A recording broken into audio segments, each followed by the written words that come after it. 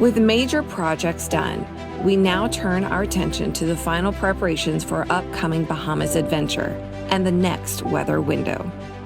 We are Paige and Daniel, traveling with our Great Dane Winston on our 38-foot catamaran to see what lies beyond the horizon. Thank you for your support, and a big shout out to our patrons who have kept the dream alive.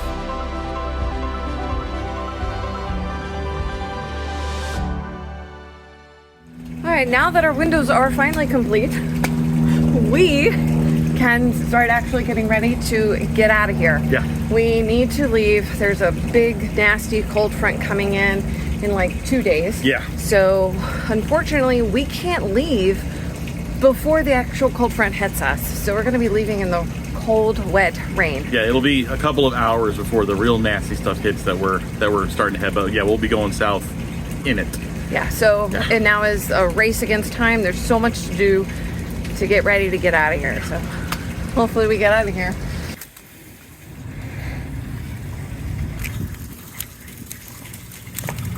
That actually looks pretty good. It's the shiz. Seems to coincide with the theme of a lot of our videos. Shiz, it happens. The windows are done. Now let's get ready for the Bahamas.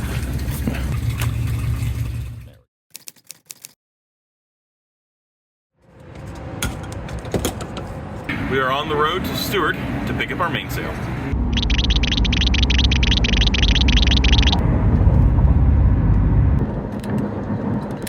About 2 months ago, we took down our mainsail along with our boom in order to do our rigging. In the process, we were like, you know, now's a great time to have our mainsail serviced. So here we are at Max Sails, where they are servicing our mainsail. We were really excited to get our mainsail back and on the boat, and this perfect weather. It's like, I don't know, like 5 knots of wind today. So it's great for messing with our mainsail, putting the battens back in and getting it all set up. However, I don't know if we're doing something wrong or if maybe it's just they did something when we had the sail serviced to the battens pockets, and now we can't get the battens back in. That's the long and short of it. And it's not that we can't, like, it's just a little bit. I mean, it's a quarter of an inch to, it's a quarter of an inch. That's where we're at. It's a quarter of an inch. And of course, we don't want to cut the battens, just cut the battens, right? Because, you know, it's just not something that you just hack into with a saw. So I don't know. I'm not sure what our solution is at the moment. It can't go any further into the pocket. And they are the right battens for the pockets. We numbered them just to prevent such things from happening. We're kind of at a loss. Well, the only answer is to cut them down if we want to get this installed now, which we kind of do. So I guess I'll get the Dremel out and masking tape and marker and yeah, all that fun stuff.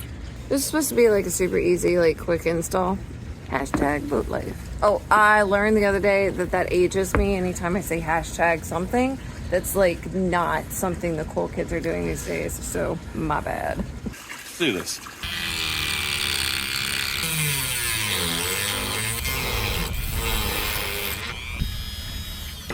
Fiberglass juice all over the face. But let's go see if it fits.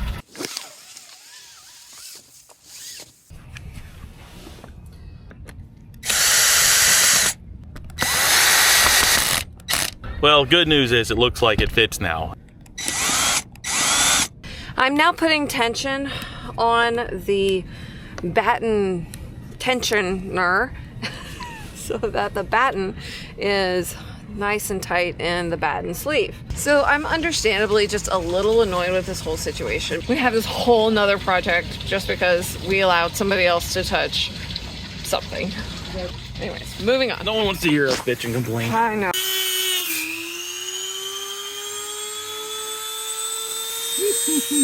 You okay? Yeah, that's why we wear safety glasses. Now that we got all the battens in, that was a process. We're gonna put the mainsail up because, you know, we're a better sailboat with a sail.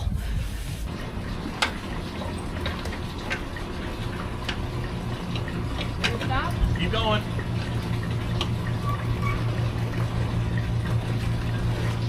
We were really hoping to get the reef lines in today, but I don't see that happening. Right now, we are rapidly running out of daytime. Yeah.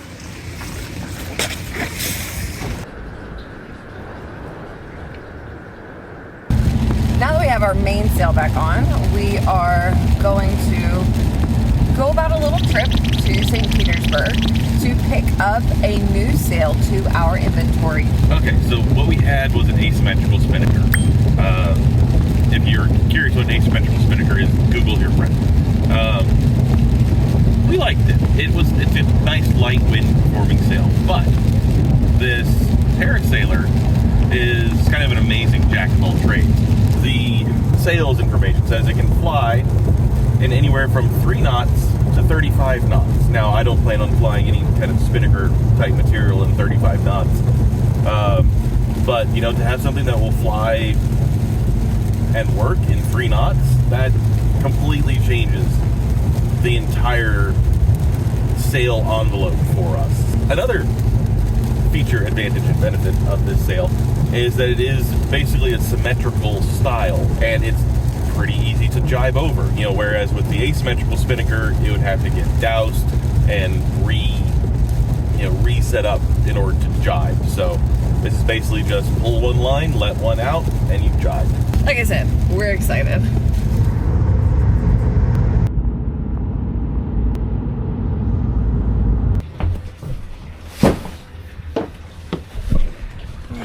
Oh, see, that's even worse. Big bag of feathers, you know?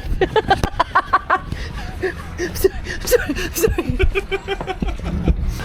not that heavy. He's exaggerating.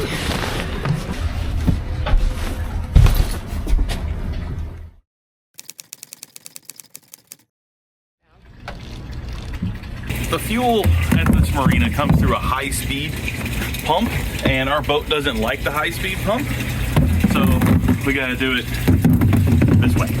We will fill up the jerry cans, and then fill from the jerry cans, and then refill jerry cans, and then fill. You get it. I think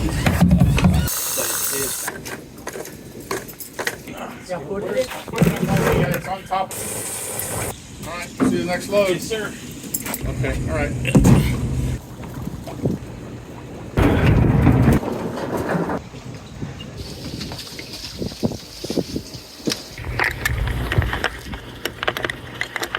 Don't drop these. You can get replacements for them, but it's kind of a pain in the ass.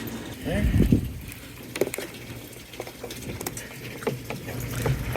So, we're going to check and see how much fuel we need to put in here. We don't actually have like a fuel gauge on the boat, but we found a workaround.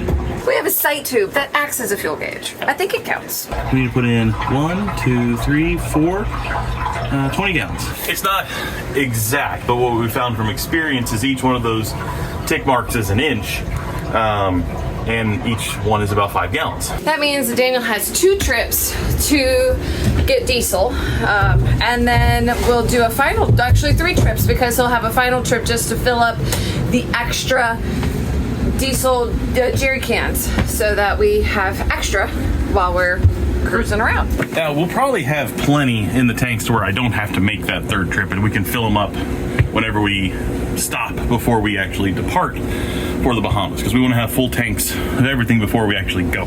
So our last Bahamas cruising season, we barely used any of the gasoline. But we were only using it for our dinghy. This year, we do have an extra gasoline expense is going to be our generator. Our generator runs off gasoline, so I don't know if 20 gallons will be enough or if that's what we need. But the thing is, gasoline's pretty easy to get in the Bahamas. Relatively. Okay. I'm going to go ahead and drop the dinghy so that we can start putting gasoline in our dinghy and actually, hopefully, get her running, because it's been several months since we've last ran her.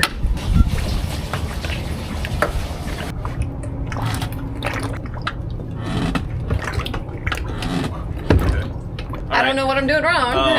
But forward, let go of the choke, and then Daniel's gonna try now.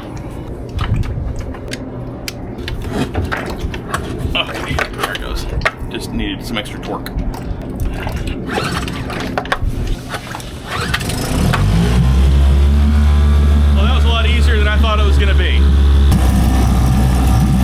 last time that we tried to get this thing started, it was a pain. Throttle's working fine. I can see the prop spinning, moving around. So now I'm gonna let it run for a little while and then shut it off and then start it again. I really don't like dinghy engines. There's a friend of ours, one of our patrons actually, who says that his hell is to keep pulling the string to get something to start. Love you, Lauren, and I completely agree. I hate it. And one of the things that really concerns me is having a dinghy that I can't start, especially in duress. If there's a situation where Daniel's not around or he gets injured and I need to get in the dinghy and go somewhere, I want to be able to do that. So that's a huge concern for me. I push this button in. Yeah, press the button. And then I put it on forward, release the button, and then I should be able to pull. Yep. I did it! There we go. I'm happy. I'm happy with that. So before entering the Bahamas, like many other countries, you have to apply for a cruising permit if you're not a locally flagged vessel. With the Bahamas, you go through a website called Click to Clear. It's a little bit of a cumbersome website. There's lots of bouncing around, and it's more made for commercial traffic as well as cruisers. But that usually gets a turnaround in a couple of weeks that you have your permit. We got our turnaround probably in less than a week if I had remembered how to use the system correctly. We have a 150-pound blind 8-year-old Great Dane that we travel with. And he wants to go to the Bahamas too. So we have to get, in addition to our cruising permit, a pet permit. It's pretty basic. They want to make sure that he's healthy, not bringing any kind of diseases and such into the country. Understandable. And for the Bahamas, there's a very, very wonderful gentleman who gets this done. His name is Wellington Saunders. So it's the website bahamapetpermit.com. We've used him 2 years in a row. This year, we had our pet permit applied for and returned to us, completed, ready to go, waiting on the vet visit in less than 24 hours. Winston doesn't like when I cook because the smoke alarms start screaming and they get upset too. And Winston doesn't like it when they start going, do you, Winston?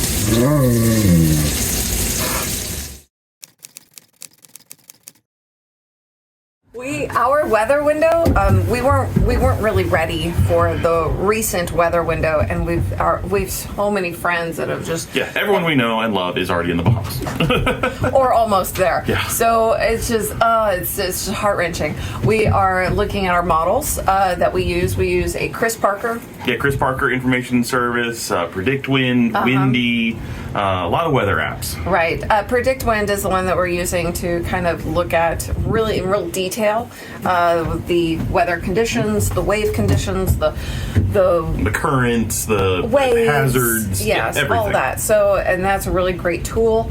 And you can also track us live on Predict Wind. That's go to true. our Patreon, and you can see it there. Yeah.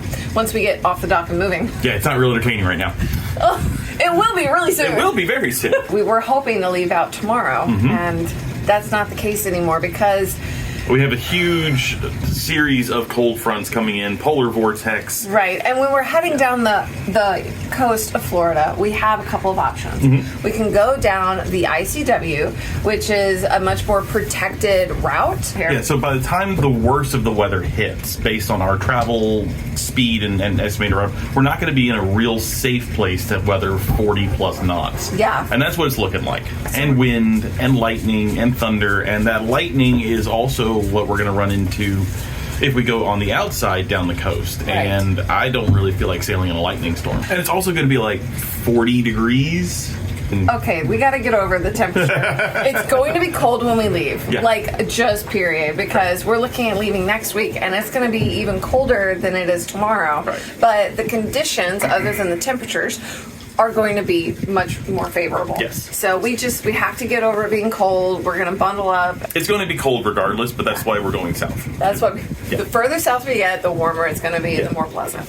And also, guys, we're cruisers. You know, we're not racers. We're not boat delivery. We're cruisers. And we have the luxury of choosing a preferable weather window. Yeah. we need to get provisions not only for ourselves, but for Winston. And Winston eats a lot, so we're coming to the place of a lot. We need to get the Winston provisions while we're in the States. He eats raw beef, 2 pounds of raw beef every day. So that adds up to a lot. But it's at least $6, if not more, while we are in the Bahamas. So the more we can stock up here while we're in the States, the better off we're going to be in the long run. So there's about 15 cups worth of oats in here, and he gets about 2/3 of a cup per meal. So 15 cups divided by 0.66. So let's just call it about 20 days worth of oats for him in here. 20, 180, 2 and 8 is 9. We have 9 of these.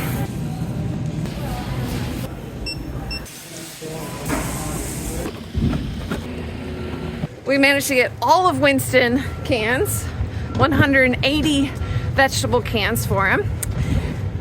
We have all of his oats now, and we weren't able to get all of the beef, but we did manage to get about 25 days worth of beef. We can store up to 60 days worth of beef in the freezer, so that's what we're aiming for. Since space is an absolute premium on a boat, I'm going to take all of these cans of oats and I'm going to put them into a freezer bag. We're not going to freeze them, we're just going to store them. We are pretty much ready for Winston food except for raw ground beef. We have eggs. We have these powdered eggs. He's got about 220 days worth of eggs. We have oats. He's got about 6 months, 180 days worth of oats. He has 180 days worth of canned food. And we have his assorted supplement. I think we are all ready for basically everything we need for Winston except for ground beef, which we just have to get as it comes. And so with our ground beef, we cannot provision 6 months worth of ground beef because we only have so much freezer space. So we can fit 60 days of ground beef in this freezer. Now ground beef is costing about, I think it was $2.70 a pound when we went to Walmart just now. In the Bahamas, it's gonna be closer to $6-7 a pound. So that's why we want to stock as much as we can. But unfortunately, we just can't plan for 6 months of ground beef. We cleaned them out last time of all of the Winston chubs. Those are 10-pound chubs for Winston. And so now we're here to see what else they have. We have 2.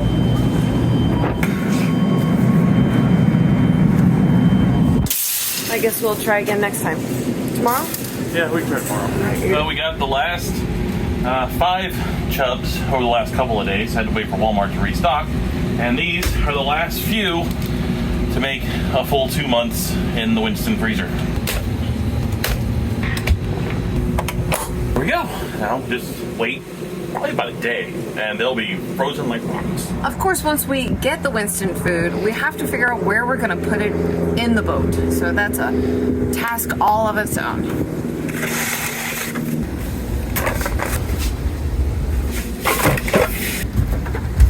When you see us out in the wild, if it looks like we're listing to starboard, we're not sinking. It's just a lot of cans. A lot of cans.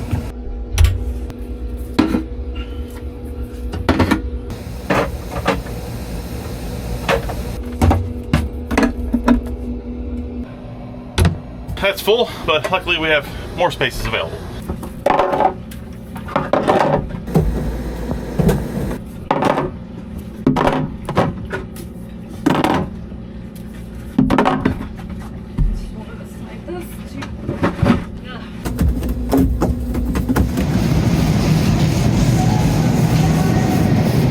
The idea is to get the cream with the furthest expiration date. Right now, the product that we just found is expiring in March. I'm sure we'll use it before then, but it's good to try to keep it as fresh as possible. We went ahead and decided to get some more of that tuna because we like tuna and it expires in August of 2027, so I think we'll be good. What'd you find? Coconut milk in cartons. 2026, January 2026 year. And we have all that Indian stuff, so this will be great. Another thing that has been super valuable to us in the Bahamas while we're cruising are quart-sized freezer bags. They're $6.50 for a 50 count here, and they would probably be $25 for like the 25 count in the Bahamas. Yeah, these are worth their weight in gold in the Bahamas. We also tend to go through a lot of crackers, especially because we like the meats and the cheeses. These go with tuna and chicken and all kinds of things. You know how they say you shouldn't go grocery shopping when you're hungry? You certainly shouldn't go grocery shopping when you need a provision for the next 6 months. And you're hungry. So I think we're gonna get something to eat before continuing this journey anymore, because we're getting a little out of hand already. Fabulous, thank you. So these are one of those things that you don't really think about. This is like a pre-cooked, ready-to-go pasta, just fried up in some olive oil, be ready to go, or just throw it into a hot sauce. These are great for like a passage day when you don't really want to boil pasta. So many steps. Just heat and eat. Great things. Really, that's for me, because I do like to help out and take care of kitchen cooking things, but yeah, I'm kind of a heat and eat kind of girl. Yeah, my happy place is in the kitchen, so I have no problem. Like when we're at anchor, weather sometimes sucks when you're at anchor. Let's just be that way. And sometimes it sucks for a week, and I need a mental release. So I'll go down and I'll go cook something. He cooks amazing things when the weather is bad, so. Are you praying for bad weather now? What's going on here? I'm just saying, if you guys come visit, you should visit when we have bad weather, because Daniel, he does it out. No, you're not coming in bad weather. No. I feel like this is too many.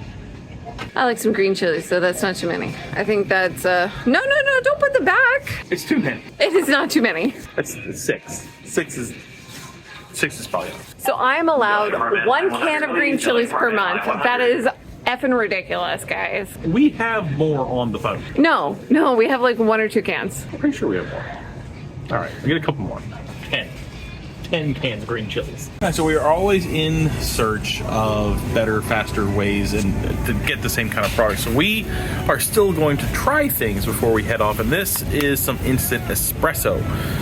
Sometimes you have to get off anchor or whatever quickly, and it's not enough time to do the normal coffee ritual. So we're gonna give this a shot, and if it's good, then we'll buy more.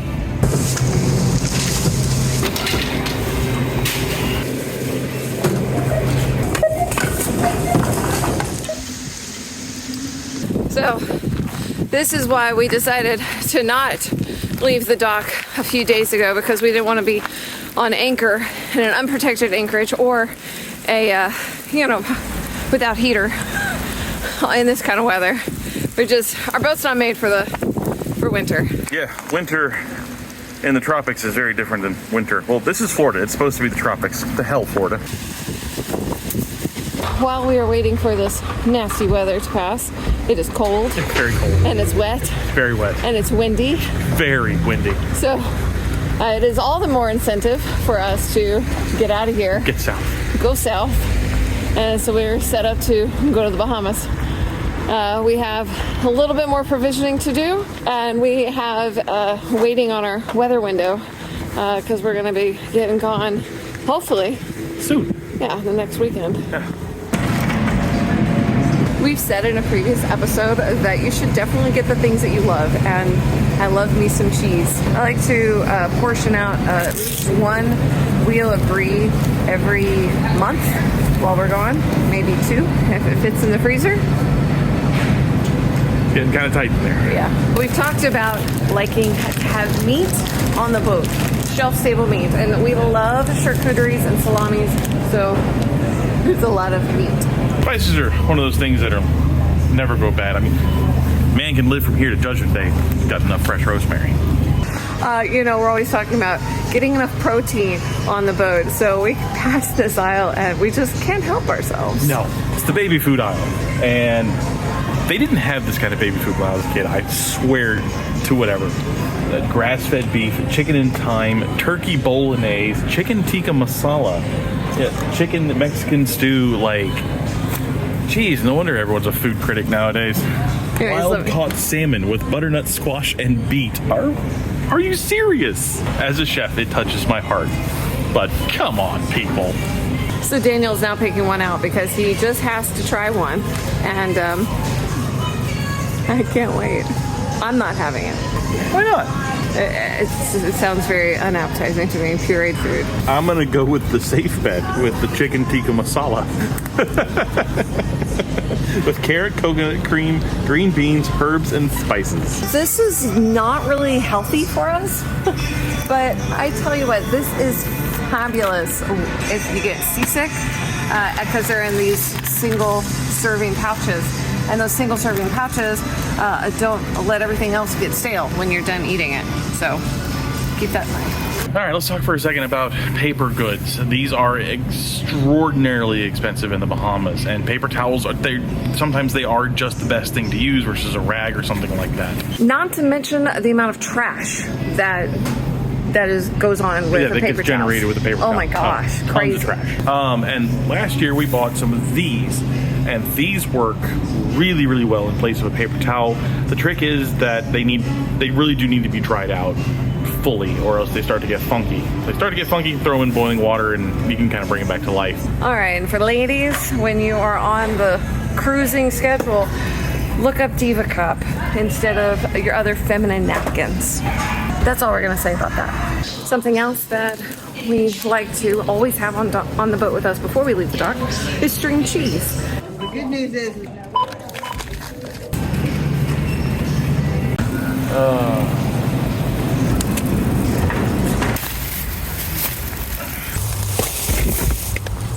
All right, so the boat's refueled, pantry's restocked. There's just one more critical provision we have to get before we get going. One of the things that just elevates food is wine. Not just drinking it, but putting it in the food. So we need cooking wine. Now, I'm thinking we could probably skip the rum. When you're going to the Caribbean, buy the rum there.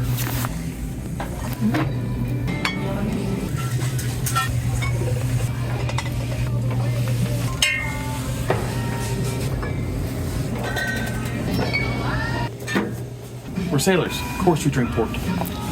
We're sailors. Of course we don't shower for 3 days.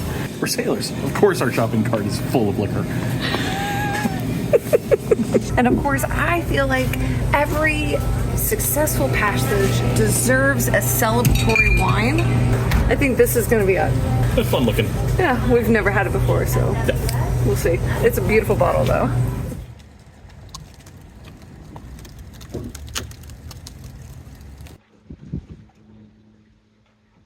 Okay, so let's experiment here.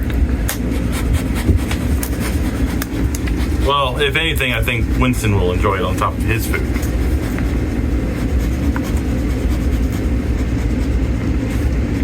You know, I've eaten worse things, but I don't really remember when.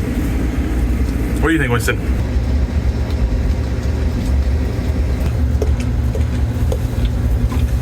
It'll be a delicious topper for Winston food tonight. With our provisions now stowed, paperwork complete, and sails ready for adventure, the only thing left to do is leave the dock.